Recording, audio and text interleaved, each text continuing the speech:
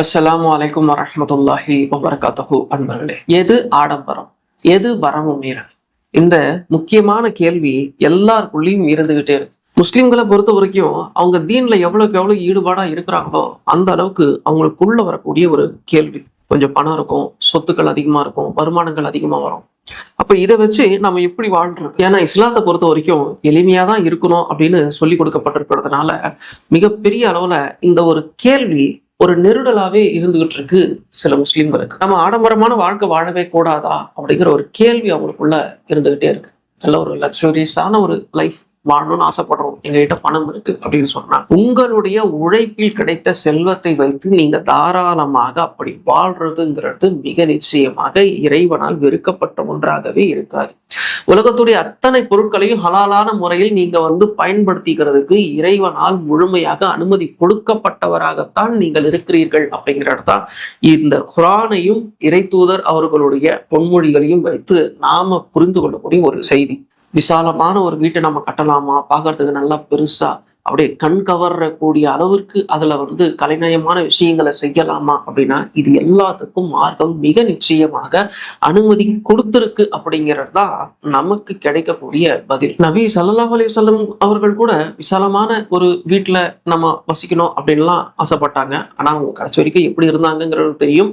அவர் வலுக்கட்டாயமாக அந்த எளிமையை தன் மீது விதித்து கொண்டார்கள். ஏன்னா கீழ்நிலையில இருக்கிறவங்கல இருந்து மேல்நிலையில இருக்கிறவங்க வரைக்கும், அதாவது பொருளாதார ரீதியாக எல்லாரும் எளிமையான முறையில் அவரை அணுக வேண்டும் அப்படிங்கிற ஒரே காரணத்துக்காக அவர் அப்படி வாழ்ந்தார்கள். ஆனால் ஒரு முஸ்லீமுக்கு ஹலாலான எந்த ஒரு விஷயமும் அவர்கள் அதை ஹலாலான முறையில் பயன்படுத்தி கொள்வதில் எந்த விதமான தடையும் இஸ்லாம் விதிக்கவில்லை. சுலைமான் அலைஹிஸ்ஸலாம் அவர்கள் இதுக்கு ஒரு நல்ல உதாரணமா இருக்காங்க. குர்ஆன்ல அல்லாஹ் தெளிவா சொல்றதையே நம்ம அந்த இடத்துல பாக்குறோம். என்ன அப்படின்னா, சுலைமான் அலைஹிஸ்ஸலாம் அவர்கள் தன்னுடைய அந்த மாளிகையில் அந்த தரை போட்டிருந்தாங்க. அது கிரானைட் கற்கள் தான் பதிச்சிருப்பாங்கன்னு நினைக்கிறோம். அந்த கிரானைட் கல் பல பல பலப்பா பாலிஷ் பண்ணப்பட்டிருந்தது. எந்த அளவுக்கு அப்படின்னா, இன்னொரு நாட்டுடைய மகாராணி அங்க வர்றாங்க, அந்த தரையை பார்த்து அது தண்ணீர்னு நினைச்சாங்க. அந்த அளவுக்கு பாலிஷ் போட்டு ரொம்பவும் மெருகேற்றப்பட்டு இருந்தது அந்த இடம். அப்ப இது மாதிரியான விஷயங்கள், ஹலாலான விஷயங்கள் இறைவனால் கொடுக்கப்பட்டதுதான். தாராளமாக ஒரு முஸ்லீமுக்கு இது எல்லாமே அனுமதி உண்டு. நாங்க வீடு கட்டுறோம், அதை பெருசா கட்டுறோம், அதிகமான ரூம்கள் எங்களுக்கு தேவைப்படுது, ஒரு ஸ்டோர் ரூம் தனியா வச்சுக்கணும்னு ஆசைப்படுறோம், தாராளமா பண்ணிக்கலாம். லைப்ரரிக்குன்னு தனியா ஒரு ரூம் ஒதுக்கணும்னு பாக்குறோம், தாராளமா பண்ணலாம். தொழுகைக்காக ஒரு ரூமை நாங்க தனியா ஒதுக்கணும்னு நினைக்கிறோம், தாராளமா பண்ணலாம். உங்களிடம் இருக்கக்கூடிய செல்வமே நீங்கள் நல்ல வசதியாக வாழ்றதுக்கு தான் அப்படிங்கிறதுக்காக இது எதுவுமே தடை செய்யப்பட்டதாக இங்க இல்லை.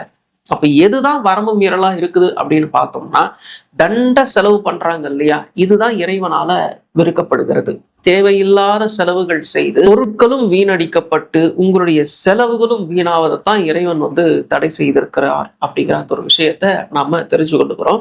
இதுல வரம்பு மீறின செயல் என்ன அப்படின்னா, ஆடம்பரத்துல இப்போ தங்கம் வெள்ளி இதையெல்லாம் ஒரு வீட்டுல நகையா வச்சிருக்கிறாங்க, அவங்க அணியிறாங்க அப்படின்னா எவ்வளவு நகை வேண்டுமானாலும் உங்களுடைய பொருளாதாரத்துக்கு ஏற்றபடி நீங்க வாங்கி வைத்துக் கொள்வது எந்த விதமான தடையும் கிடையாது. ஆனா நான் அந்த தங்கத்தை பாத்திரமா வச்சுக்குவேன், அந்த தங்க தட்டுல தான் நான் சாப்பிடுவேன், தங்க கிண்ணத்துலதான் நான் எதையும் குடிப்பேன், தங்கத்துலதான் நான் டம்ளரை செஞ்சுக்குவேன் அப்படின்னு செய்யும் பொழுது, அப்படின்னு சொல்லும் பொழுது, வெள்ளி தட்டுல தான் நான் சாப்பிடுவேன், வெள்ளி டம்ளர்ல தான் நான் தண்ணி குடிப்பேன் அப்படின்னு சொல்லும் போது இதுதான் வரம்பு மீறல். இதை இறைவன் ஏற்கிறது கிடையாது. தங்கத்தையும் வெள்ளியும் பாத்திரமா பயன்படுத்துறத இறை தூதர் நபி ஸல்லல்லாஹு அலைஹி வஸல்லம் அவர்கள் தடை செய்திருக்கிறார்கள். இன்னும் சொல்ல போனா புகாரி ஹதீஸ், ஹுதைஃபா ரலியல்லாஹு அன்ஹு அவங்க அறிவிக்கிறாங்க, நபி அவர்கள் பொன் வெள்ளி பாத்திரங்களில் பருக வேண்டாம் என்றும் அவற்றில் உண்ண வேண்டாம் என்றும் சாதாரண பட்டையும் அலங்கார பட்டையும் அணிய வேண்டாம் என்றும்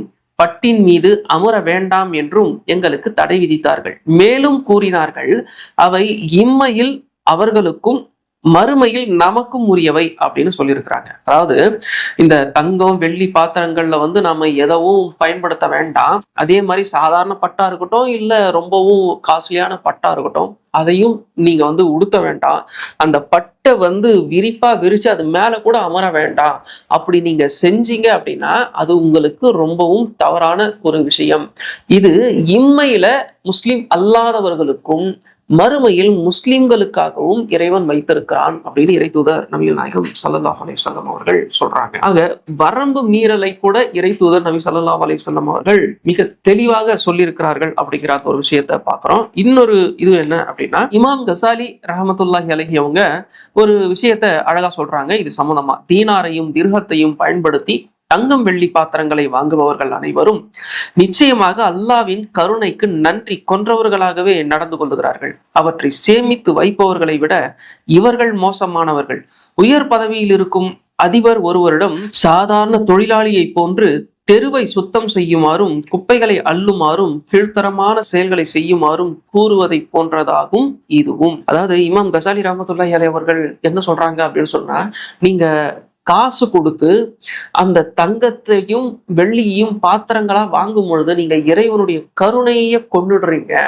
அப்ப நீங்க வரம்பு மீறின செயல் செய்யறீங்க. எந்த அளவுக்கு அப்படின்னு சொன்னா, ஒரு நாட்டுடைய அதிபர்கிட்ட நீங்க தூய்மை பணியாளரா மாறிடுங்க, நீங்க சாலையை தூய்மைப்படுத்துங்க அப்படின்னு சொன்னா அது எந்த அளவுக்கு இழிவுபடுத்தக்கூடிய நிலையில் இருக்குமோ அந்த அளவிற்கு இது ஒரு இழிவான செயல், வரம்பு மீறல் அப்படின்னு சொல்றாங்க இமாம் கசாலி அவர்கள். ஆகையினால தங்கமும் வெள்ளியும் நகைகளாக அணிவதற்கு அனுமதிக்கப்பட்டது பெண்களுக்கு.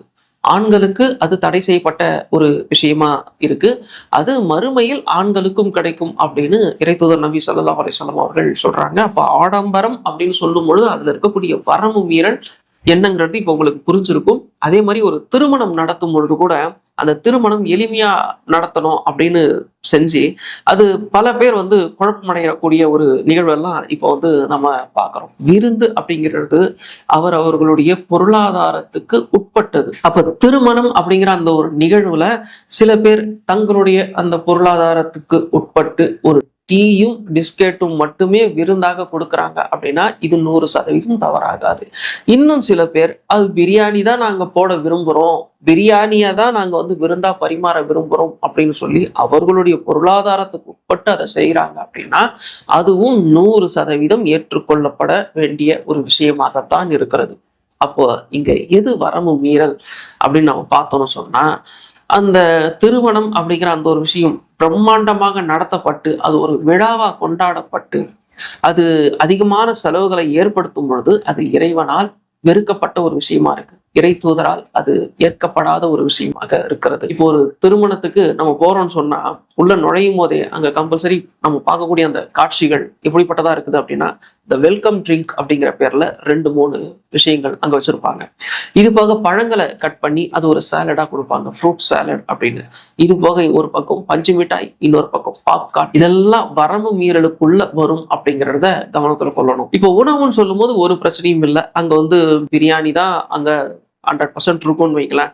இது போக கூட ஏதாவது 2-3 ஐட்டம் சைடிஷ் மாதிரி வைக்கிறாங்க, அது பிரச்சனை கிடையாது. ஆனா அது சாப்பிட்டு முடிச்ச உடனேயே அந்த பீடா ஒரு பக்கம், ஐஸ்கிரீம் ஒரு பக்கம், இன்னும் சில வெரைட்டி எல்லாம் அங்க வச்சிருப்பாங்க. இது வரம்பு மீறல்.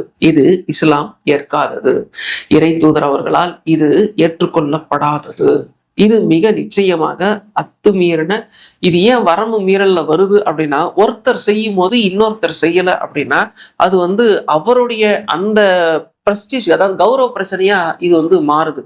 திருமணம்ங்கிறதே கடன் வாங்கி நடத்தக்கூடிய அளவிற்கு ரொம்பவும் கீழ்நிலையான செயல்பாட்டுல தான் இந்திய சமுதாயம் இன்னைக்கு இருந்துகிட்டு இருக்குது. அது முஸ்லீமோ முஸ்லீம் அல்லாதவங்களோ ஒரு திருமணம் பண்றாங்க அப்படின்னு சொன்னா, அதுவும் பெண்ணுக்கு திருமணம் செஞ்சு வைக்கிறாங்க அப்படின்னு சொன்னா ஒரு மிடில் கிளாஸ் இருக்கிற வீட்டை கண்டிப்பாக வித்துருவாங்க, இல்ல அடமானம் வச்சிருவாங்க. அதுக்கப்புறமும் திருமணத்துக்கு அப்புறம் நிறைய செலவுலாம் அங்க இருந்துகிட்டு இருக்கு. அப்ப இந்த நிலையில ஒருத்தர் இது மாதிரியான வரம்பு மீறலை செய்யும் பொழுது அடுத்தவங்களும் செய்யறது தான் கௌரவங்கிற அளவிற்கு நம்மளுடைய நடைமுறை அப்படித்தான் இருக்கு. அப்ப நடக்கிற எல்லா திருமணங்களும் நமக்கே தெரியும். ஒட்டு மொத்தமா 100 திருமணம் நடக்குதுன்னா 100 திருமணமுமே கடன்ல தான் நடந்துகிட்டு இருக்கு. அப்ப இதெல்லாம் வரம்பு மீறலான செயல் தான். வெல்கம் ட்ரிங்க் கொடுக்கறதா இருக்கட்டும், பாப்கார்னா இருக்கட்டும், பஞ்சு மிட்டாயா இருக்கட்டும், ஃப்ரூட் சாலடா இருக்கட்டும், அப்புறம் அந்த உணவு பரிமாறக்கூடிய இடத்துல நடக்கக்கூடிய இன்னும் சில கூடுதலான விஷயங்களா இருக்கட்டும், அதுக்கு பிறகு உணவு சாப்பிட்டதுக்கு அப்புறம் அந்த பீடாவா இருக்கட்டும், அந்த ஐஸ்கிரீமா இருக்கட்டும், இது மிக நிச்சயமாக வரம்பு மீறல்ல தான் வரும். பொருளாதாரமே நம்ம கிட்ட நல்ல பலமானதா இருந்தாலும் கூட அந்த திருமணத்தின் போது நடக்கக்கூடிய இந்த கூடுதலான விஷயங்கள் மிக நிச்சயமாக வரம்பு மீறல்ல தான் வரும் அப்படிங்கிறத நம்ம இந்த இடத்துல புரிந்து கொள்ள வேண்டும். அதே மாதிரி நம்ம கிட்ட பணம் இருக்கு அப்படிங்கிறதுக்காக தங்கத்தையும் வெள்ளியையும் நம்ம பாத்திரங்களா புழங்குறதுங்கிறது மிக நிச்சயமாக வரம்பு மீறல் தான், அத்துமீறல் தான். எனவே ஆடம்பரம் அப்படின்னு சொன்னா அதுக்கு ஒரு லிமிட் இறைவனால் வைக்கப்பட்டிருக்கிறது. உங்களுடைய தேவைக்காக நீங்கள் எதையும் செய்யலாம் ஹலாலான முறையில். ஆனால் அதில் வரம்பு மீறக்கூடாதுங்கிறதுலையும் நம்ம ரொம்ப கவனமா இருக்கணும். இன்ஷா அல்லாஹ் இந்த பதிவு உங்களுக்கு பிடிச்சிருந்தது அப்படின்னா மட்டும் எல்லாருக்கும் ஷேர் பண்ணி விடுங்க. இன்ஷா அல்லாஹ் லைக் பண்ணி விடுங்க. நம்ம அடுத்த பதிவுல சந்திப்போம். அஸ்ஸலாமு அலைக்கும் வரஹ்மத்துல்லாஹி வபரகாத்துஹு.